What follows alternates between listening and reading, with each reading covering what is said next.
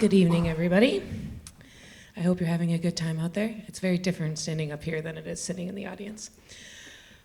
So my name is Ella Fowler, and for the last few months, I've been working with this wonderful team that you see up here and that you've heard from, and the wonderful artists that you've heard from. And I just want to take a moment, and if you all could join me in just thanking Ali, who has put his heart and soul into this event for the last few months. It truly has been an honor, Ali. So I want to start this off a little bit with a reflection. You all might look at me and wonder, she's not a refugee or an immigrant. And this is true. I'm one of the few people on this team introducing an artist tonight who does not share that lived experience. But I came to this work and to this community through a deep belief in the power of stories. As the daughter of a storyteller, I grew up hearing stories. I learned how stories can bring people together, can transform how we see each other, how we relate to each other. Stories have power, and stories can change lives. I stumbled into the world of refugee resettlement. Like some colleagues before me, I thought I was just looking for my next professional step. But instead, I found purpose, community, and family. I spent almost the last decade working in refugee resettlement, specifically on the national level, supporting cultural orientation. This is the education that refugees first receive when they begin their lives here in the United States. It is through this work that I created lifelong connections and friendships. I came to quickly see and believe that refugee and immigrant stories, though shaped by displacement, are ultimately stories of resistance, community, love, and so much more. That belief, I think, is what brings us all here today, to Voices Through Art, to witness how people turn migration into meaning. It's why I continue to support this beautiful, vibrant community. It's also what brings me back to tonight's artist. Ooh, lost my place. Someone I first met over a decade ago when she served in an anti-hunger AmeriCorps program that I managed. Even then, she was committed to her community, to food justice, and to her own identity. In reconnecting with her on this project, I was in awe of what this woman has accomplished, growing her work with deep, intentional roots. She's the daughter of an American mother and a Ugandan father. Though born here in the US, she spent her summers in Uganda on her grandparents' farm. That land, that soil became a through line in her life. Her art tonight speaks to that connection. This next artist is an urban farmer, horticulturist, and food justice advocate. She works with Grow Greater Inglewood, helping transform city landscapes into spaces for sustainability, resilience, and community power. She brings together Black and Brown communities to grow not just food, but solidarity. I am very honored to introduce someone whose story, like her roots, continues to deepen and inspire. So please join me in welcoming our next artist. Good evening, everyone. First, thank you, Ali. Thank you, Ella. I'm just very humbled and grateful to be here in this space with you all. Thank you all for sharing your stories, your courage, and I'm feeling a lot of emotions today, understandably.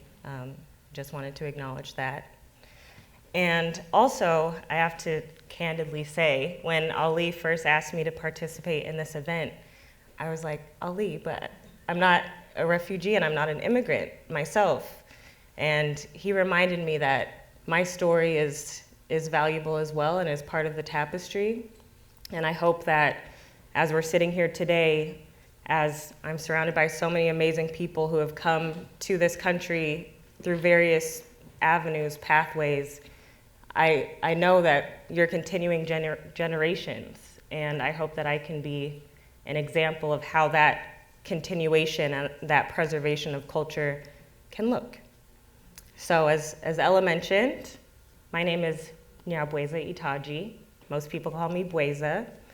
My mother grew up in Chicago. She was actually raised in Cabrini Green. Who's familiar with Cabrini Green? Yeah, less than 2 miles away from here, actually.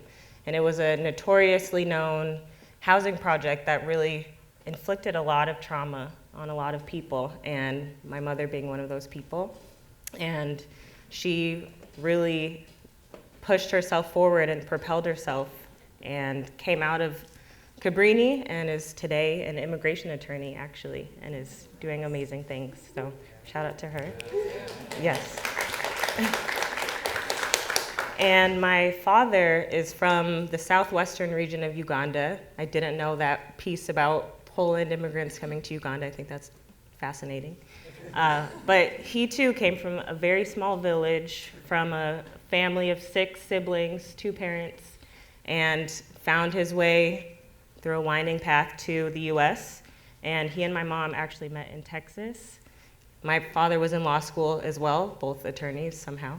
And they had a short-lived relationship that produced me. But I, just have to say I would not be here without them. And their resilience and their journey is very much a centerpiece to my story. I really want to focus on my name because I think it's a really powerful name that as a kid I was like, why couldn't you just name me something regular, But as I've gotten older, I've realized how key it has been in my formation. So in a lot of African cultures, naming is super significant. Your name can set your path, can really put you on your journey. And my parents actually made the choice of giving me my own last name as well. So Itaagi is a last name that no one else in my family has. None of my siblings have that name. But it translates to mean a branch between 2 trees that forms a bridge. And I, as I've gotten older, have really come to resonate with that, of first being a bridge between 2 vastly different cultures. Black American culture, Ugandan culture are very different.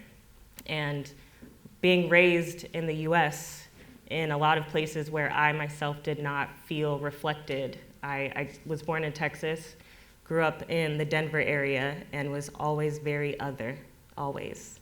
Never fully fit in, even with the Ugandan community, never fully fit in with the Black American community, grew up in a lot of predominantly white spaces, but I realized that my role in all of those environments was to be a bridge. First showing people, this is what our culture looks like, this is how we exist. And also still staying very rooted in my origins. Also, I wanted to share that Nyabweza, my first name, is first something that my parents did that was very radical. So a lot of Ugandan people, first of all, are given European first names. We were colonized by the British and had all of our culture shifted in that process. I won't even go into that piece. But today, most Ugandan people have Christian or European first names. And my parents said, we're not doing that. We're going to give you a Ugandan name. And so Nyabweza means one who purifies, but Bweza specifically means one who cultivates things that flourish. Again, shout out to my parents, they really did that. But it's really interesting and special to me that Ella was the one to introduce me, because when we met 10 years ago, I was in Colorado really trying to figure out the next step for me. Again, trying to figure out where my home was. Used to growing up in a lot of spaces that didn't feel like home, but trying to make my little community. And I ended up coming to Chicago to study sustainable urban development, and ended up, long story short, becoming a farmer. And that was a dream that I always had of really cultivating the earth and cultivating the land. And I will say that in my journey in agriculture and in farming, it's helped me learn so much more about myself and about both sides of my family and their stories. So as I mentioned, my mother is Black American, so she is the descendant of people who were forcibly migrated to the US, kidnapped, displaced, and brought to a new land, changed our names, changed our language. But something that always sticks with me is the story of the women who would braid seeds into their hair before they made that journey. And that to me is such a radical, profound way of preserving culture and stories, not knowing what would be the next step, not knowing what they would endure and face, but still saying, let's keep these seeds so we can hopefully grow a future, a hopeful future. And that's part of what I tried to reflect in my art piece, was that connection to land and to space. Also, I'll say, as I have been on my journey as a farmer, I learned that my maternal great-grandparents had a 5-acre farm in Hopkins Park, Illinois, which is about an hour and a half south of here. And at the time, Hopkins Park had the highest concentration of Black-owned farmland in the Midwest. Now, a lot of those people have lost their land, and that's an unfortunate common story in Black American agriculture. But still, it's a space that means so much to me. So on the far right-hand side is an image, a layered image of that farm in Hopkins Park, just giving honor and love to my ancestors who really cultivated the soil and tended the land. The centerpiece, the center photo, is my farm. I should mention my farm is called Sisters in the Village. It is in the Inglewood community of Chicago.